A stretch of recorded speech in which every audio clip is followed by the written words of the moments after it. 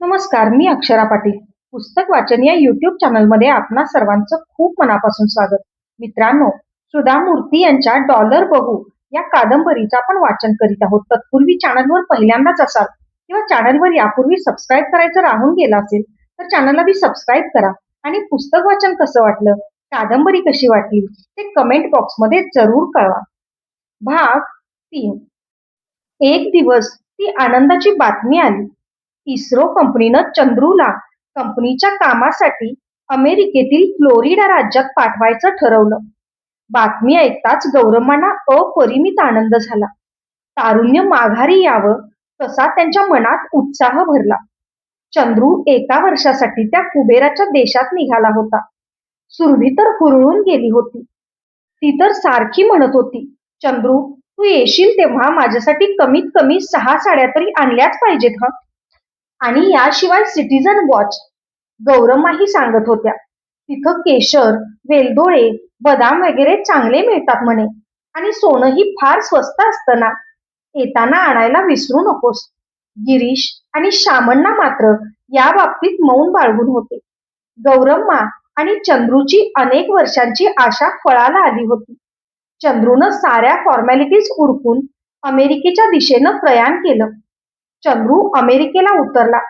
त्याच्या कल्पनेपेक्षा हा देश कितीतरी वेगळा होता.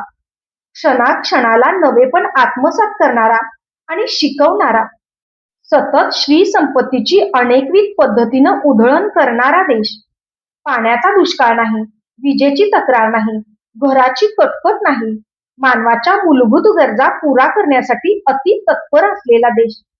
आपला 5,000 वर्षांचा पुरातन देश, चालुक्य राष्ट्रकूटांचा वगैरे वगैरे. कवींनी आपापल्या कवितांमधून ज्या देशाच्या ऐश्वर्याचं बेसुमार वर्णन केलंय, तो आज दारिद्र्य आणि अंधश्रद्धांमुळे पोकळ होऊन गेलेला आपला देश.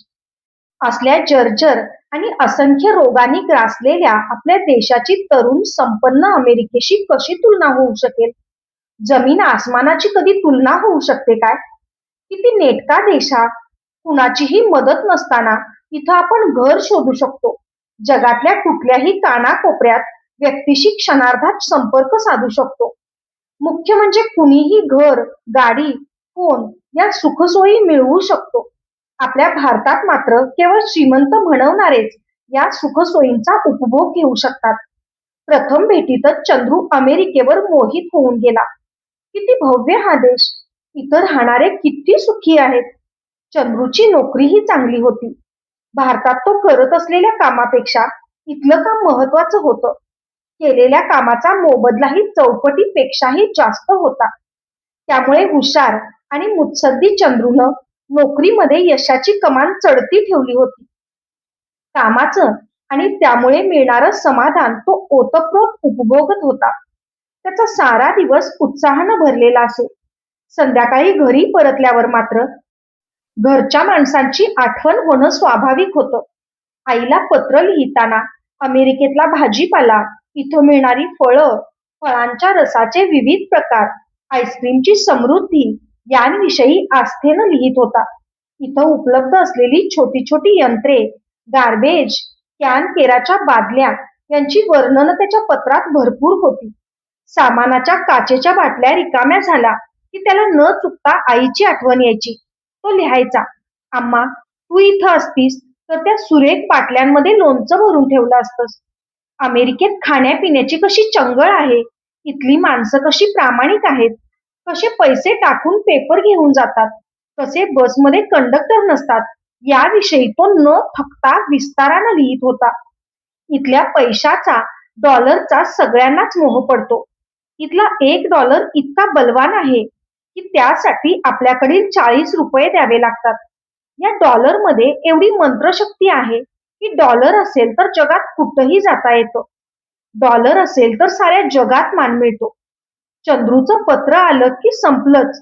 त्या दिवशी डाळ आणि भाजी हमखास कच्ची राहायची. भात करपून जायचा. कॉफीमध्ये 2-2दा साखर पडून गोड मिट्ट होऊन जायची. सारामध्ये मीठ गायब असे आणि भाजीमध्ये ते 2दा पडलेलं असे. त्यामुळे श्यामण्णा आणि गिरीश जेवताना हमखास म्हणायचे, आज चंद्रूचं पत्र आलेलं दिसतंय. पण गौरम्मांचं तिकडंही लक्ष नसे. त्या तर मनोमन अमेरिकेत जाऊन पोहोचलेल्या असत. चंद्रूचं ट्रेनिंग संपत आलं होतं. आणखी 2-3 आठवड्यांनी भारतात परतून आपल्या ऑफिसमधील लोकांना ट्रेनिंग देण्याची जबाबदारी त्याला स्वीकारायची होती. भारतात माघारी जाण्याच्या विचारानं चंद्रू अस्वस्थ होत होता. इथलं तंत्रज्ञान, आकर्षक देश, त्याही पेक्षा इथल्या डॉलर शक्तीची त्याला प्रचंड भुरळ पडली होती. इथं आल्यावर लवकरच त्याला आणखी एक गोष्ट समजली होती. त्याच्या आधी इस्रोमधील 4-5 तरुणांना अमेरिकेत येण्याची संधी मिळाली होती. ती पकडून ते इथं आले होते आणि संधी साधून इथल्या वेगळ्या कंपनींमध्ये त्यांनी नोकऱ्या धरल्या होत्या. अशा प्रकारे स्किपिंग करून कामाला हजर होणाऱ्या तरुणांना इथल्या नव्या कंपन्यांमध्ये सांगण्यात येईल, तुम्ही काही काळजी करू नका. तुम्हाला आम्ही आमच्या लॉयर्सच्या मदतीनं ग्रीन कार्ड मिळवून देऊ. ग्रीन कार्ड म्हणजे तिथं राहून हवं ते काम किंवा नोकरी करण्याचं परवानगी पत्र. ग्रीन कार्ड हातात असलं की देशात कुठंही काम करता येईल. खरं तर अशा प्रकारे स्किप करून अमेरिकेत स्थिरावणाऱ्या भारतातल्या आपल्या कंपनीलाही बॉन्ड लिहून देऊनच आलेले असतात. हे चंद्रूला ठाऊक होतं. बॉन्डचा भंग केल्यामुळे मूळची कंपनी कोर्टात खेचू शकते हे ठाऊक असूनही त्यावेळी पाहता येईल काय करायचं ते. अशा प्रकारची मनोवृत्ती या पळपुट्यांची असल्याचंही तो पाहत होता. इथं आलेल्या दिवसांपासून चंद्रूचं याकडे लक्ष गेलं होतं. त्याचा जवळचा मित्र राजीव आणि त्याचा मित्र श्रीकांत हे दोघेही अशा प्रकारे अमेरिकेत विरघळून गेले होते. इस्रो कंपनीला त्यानंही त्या दोघांचा ठाऊक असलेला पत्ता समजू दिला नव्हता. एकदा ग्रीन कार्ड हातात पडलं की त्यानंतर मात्र हे सारे परागंदा झालेले अज्ञातवासी पुन्हा प्रगट होतात. मातृभूमीकडे धाव घेतात. तिथली एखादी मुलगी पसंत करून लग्न करतात आणि परत येतात. अशा मुलांना श्रीमंत घरातल्या सुशिक्षित मुलीही मिळतात. हे चंद्रूही पाहत होता. मग तिथं त्याचं सुखी असं स्थिर जीवन सुरू होतं. मग ते त्याच डॉलर भूमीचे प्रजाजन होऊन जातात. ग्रीन कार्ड मिळवण्यासाठी 1 वर्ष लागेल, कदाचित 2 वर्षही लागतील. काही जणांच्या बाबतीत तर त्याही पेक्षा जास्त वेळ लागायचा. ग्रीन कार्ड न मिळवता भारताला निघून गेलं की इथं पुन्हा येण्याचं दार बंद झालेलं असायचं. एक ना एक दिवस आपल्याला ग्रीन कार्ड मिळेल याविषयी चंद्रूची खात्री होती. फक्त त्यासाठी शबरीनं रामाची वाट पाहिली, त्या निष्ठेनं वाट पाहिली पाहिजे एवढंच. चंद्रू विचार करत होता. अगदी सुरुवातीला त्याचं मन गोंधळलं असलं तरी दिवस जातील तसे त्यालाही स्किप होण्यात काही गैर नाही हे पटू लागलं. एवढ्या समृद्ध देशात राहायची त्याची जबरदस्त इच्छा होती. एकदा भारतात परतलं की पुन्हा इथं येण्याची संधी मिळणार नाही कदाचित. त्यानं आईला पत्र लिहून आपल्या मनातले विचार कळवले. अखेरीस लिहिलं, तूर्त माझा इथंच राहायचा विचार आहे.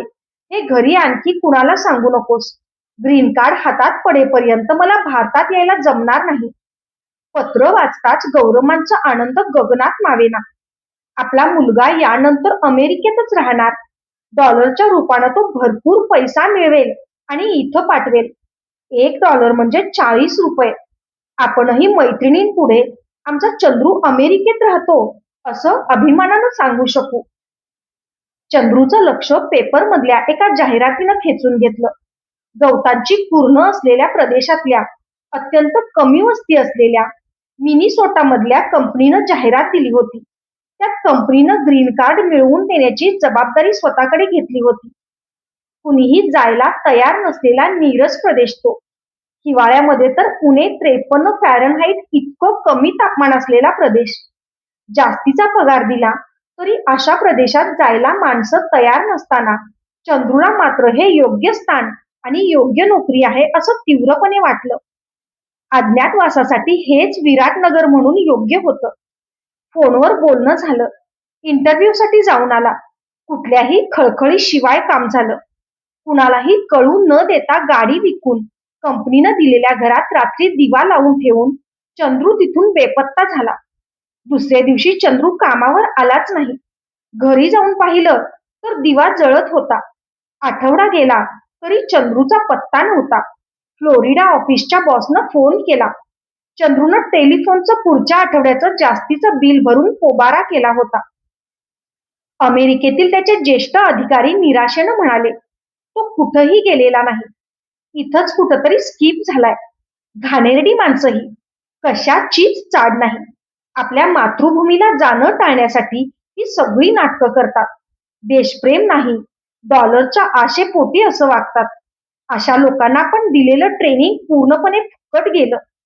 त्यांनी मनोमन चंद्रू आणि चंद्रू सारख्यांना शापलं. राजाजीनगरकडून विजयनगरकडे जाणारी बस गच्च भरून आली तेव्हा विनिताच्या छातीची धडधड आणखी वाढली. ही बस चुकली तर शाळेत पोहोचायला तासभर उशीर होणार. लालशाहीचा शेरा. आधीच तात्पुरती नोकरी मिळाली होती. असे लाल शेरे पडले तर नोकरी कशी टिकेल? विनितेनं सारं धैर्य एकवटलं आणि सम्रांगणात शत्रूवर तुटून पडणाऱ्या कित्तूर चन्नम्माप्रमाणे कंडक्टरच्या आक्षेपाकडे दुर्लक्ष करून ती बसमध्ये घुसली. बसमध्ये प्रवेश मिळताच तिनं विजयी मुद्रेनं सभोवताली बघत सुस्कारा सोडला आणि आधारासाठी खांबाला टेकली. कंडक्टरनं विचारलं, कुठं जायचंय? जयनगर. तिनं पर्स उघडली. आता फक्त एक 100ची नोट होती. काल ट्युशनच्या मुलानं दिलेली नोट. तिनं पर्समध्ये हात घालून शोधले. आजूबाजूच्या कप्प्यांच्या चेन उघडून पाहिलं. 1 रुपयाही हाताला लागला नाही. तिनं अपराधी भावनेनं ती नोट कंडक्टर पुढे धरली. 5 रुपयेही सुट्टे नाहीत. एवढे सुट्टे कुठून देऊ? असू दे, तुमचे यजमान काढताहेत. विनिता आश्चर्यचकित झाली. कोण हा माझा यजमान? या प्रौढ कंडक्टरनं नवा पैसाही खर्च न करता या क्षणी कुणाशी माझं लग्न लावलं? तिनं वळून पाहिलं. मागं उभा असलेला उंच युवक हसत सुट्टे पैसे देत कंडक्टरला म्हणाला, 2 जयनगर. बघा, सुट्टे पैसे असून नाही म्हणताय, म्हणत कंडक्टरनं 2 जयनगरची तिकीटं विनितेच्या हातावर ठेवली. हा कोण लागून गेलाय? स्वतःला कोण समजतो? भूपती? राजा? माझं तिकीट यानं का काढावं? संताप दर्शवत विनितानं सांगितलं, मिस्टर, जयनगरला उतरल्यावर तुमचे पैसे मी परत करेन. असू द्या हो, तुम्हाला कदाचित हे चालेल, पण मी दुसऱ्यांचे पैसे घेत नसते. एवढ्यात विनिताला बसायला जागा मिळाली. विनिता राजाजीनगरमध्ये आपल्या आत्याच्या घरी राहत होती. दररोज राजाजीनगरहून जयनगर पर्यंतचा खडतर प्रवास. जयनगरच्या शाळेत शिक्षिकेची नोकरी मिळाल्यामुळे काही इलाजच नव्हता. तिच्या जीवनातले धारवाडमधले रम्य दिवस कधीच निघून गेले होते. माया बाजारातलं एखादं आकर्षक दृश्य नाहीसं व्हावं तसं झालं होतं. थोरल्या काकांचा, भीमण्णांचा हृदयघातानं अचानक मृत्यू झाला आणि त्या कुटुंबाचा आधारस्तंभच मोडून गेला. तुळसक्का दावणेगेरमध्ये नोकरी करणाऱ्या आपल्या थोरल्या मुलाकडे निघून गेल्या. रामक्का आपल्या सख्ख्या मुलाला सोबत घेऊन मासूरला आपल्या माहेरी निघून गेल्या. तिथं फक्त आजी सीतम्मा आणि नात विनिता याच दोघी राहिल्या. सीतम्मानी सगळ्या मुलांकडे थोडे थोडे दिवस राहायचं असं ठरलं.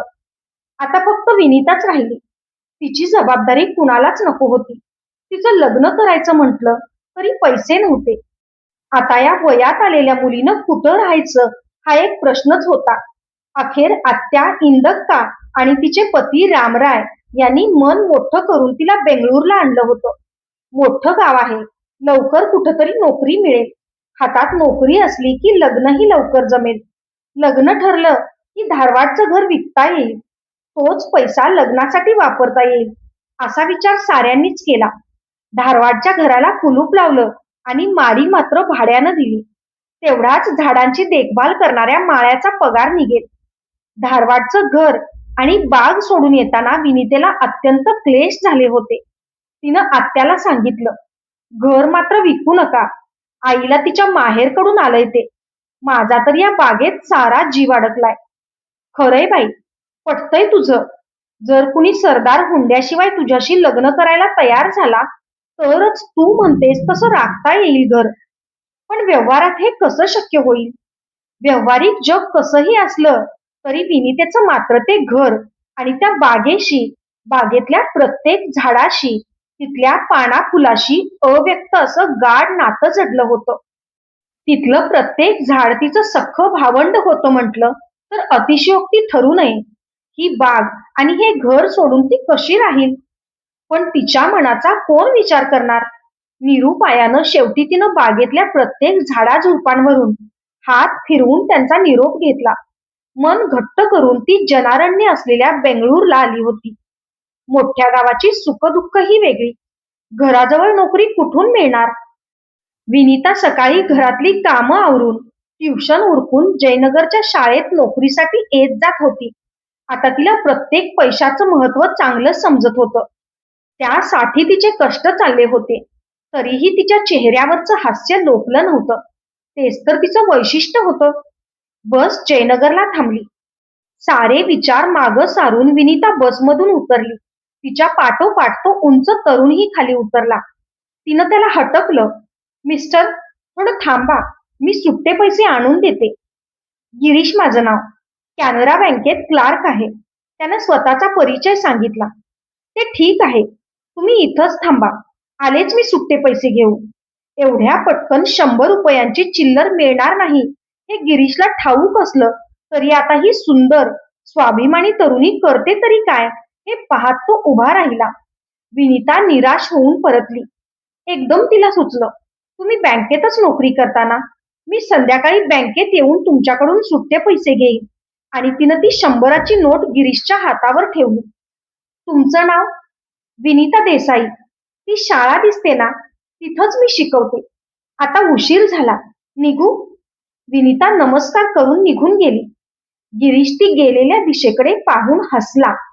वेगानं जाताना तिच्या जाड वेणीचा फटका त्याला बसल्याचं तिच्या लक्षात आलं नाही. शाळेत जाऊन पोहोचल्यावर विनिताला भीती वाटू लागली. कोण हा गिरीश, कोण जाणे? अशा अपरिचितावर विश्वास ठेवून मी तरी कशी 100 रुपयाची नोट दिली? त्यानं फसवलं असेल तर? 100 रुपये फुकापासरी गेलेच म्हणायचे. छे, वेडेपणाच झाला हा. महिनाभर केलेल्या कामाची कमाई होती ती. पाठोपाठ विनितेला स्वतःला वाटलेल्या भीतीचा रागही आला. जे झालं ते घडून गेलंय. त्यावर आता फार उलटसुलट विचार करून काहीच उपयोग नाही. संध्याकाळी ती मन घट्ट करून कॅनरा बँकेपाशी गेली. त्याचं नाव काय सांगितलं होतं? गिरीश की रमेश? या विचारात ती तिथं पोहोचली तेव्हा तो बँकेच्या बाहेर तिची वाट पाहत उभा होता. वाटच बघत होतो. तुम्ही आला नसता तर तुमच्या शाळेत येऊन तुमचे पैसे द्यायचा विचार करत होतो. शाळेत कुणी तुमच्या ओळखीचं आहे का? गिरीश मंद हसत म्हणाला. तिथं शामण्णा नावाचे संस्कृतचे शिक्षक आहेत ना, त्यांची ओळख आहे. होय, केव्हापासूनची ओळख आहे? विनीतानं कुतूहलानं विचारलं. खूप वर्षांची ओळख आहे. मला यायला जमलं नसतं तरी मी त्यांच्याकडून पैसे पाठवले असते. हं, हे घ्या. हे घ्या तुमचे पैसे, म्हणत त्यानं एक बंद लखोटा तिच्या हाती ठेवला. थँक्स म्हणत तो विनिता घेऊन निघून गेली. बसमध्ये बसल्यावर तिनं लखोटा खोलून पाहिला. त्यात 100 रुपयांची चिल्लर होती. गिरीशनं बसचे पैसे त्यातून मोडून घेतले नव्हते. विनिताला पाहिल्यावर आणि ती वडिलांच्या शाळेतच नोकरी करत असल्याचं समजल्यानंतर गिरीशच्या मनात प्रथमच स्वतःच्या लग्नाविषयी विचार आला. गिरीशच्या लग्नाचा विचार गौरम्मांच्या मनात आला नव्हता, पण चंद्रूच्या पत्रामुळे अशा विचारांना तोंड फुटलं होतं. त्यानं नुकतंच आईला पत्र लिहून कळवलं होतं, मला ग्रीन कार्ड मिळायला किती वेळ लागेल हे सांगता येत नाही. कदाचित आणखी 2 वर्षही लागू शकतील. तुम्ही गिरीशचं लग्न करावं हे उत्तम. या पत्रानंतर गौरम्मांनी वधू पित्यांना तसं कळवलं. लग्नाचा विषय घरात गंभीरपणे चर्चीला जाऊ लागला तेव्हा गिरीशनं थोडं दुर्लक्षच केलं. त्यानंतर मात्र त्यानं वडिलांनाच थेट विचारलं, अण्णा, तुमच्या शाळेत विनिता देसाई म्हणून शिक्षिका आहेत ना? होय, अगदी मंगळा गौरीसारखी आहे. फार चांगली मुलगी आहे. आपल्यापैकीच आहे. पण धारवाडची आहे ती. आज मी त्यांना बसमध्ये पाहिलं. गिरीशचं मन जाणून शामण्णा तो नसताना गौरम्मांना म्हणाले, गौरी, मी विनितेला ओळखतो. फार गुणी मुलगी आहे. तिला आई वडील नाहीत. इथंच नातेवाईकांकडे राहते. आपल्या गिरीशचं आता लग्नाचं वय आहे. आपण विचारायचं काय? आपण होऊन मुलीच्या घरी जाऊन तुमची मुलगी आमच्या मुलाला द्या म्हणून तोंड वेंगाडायचं हे मला तरी पटत नाही बुवा. आपल्याकडेच काहीतरी खोट आहे असं लोकांना वाटायचं. त्यांनी विचारलं तर बघूया. गौरम्मांनी वरमाईच्या थाटात म्हटलं. त्यांच्या मनात आलं होतं ते वेगळंच.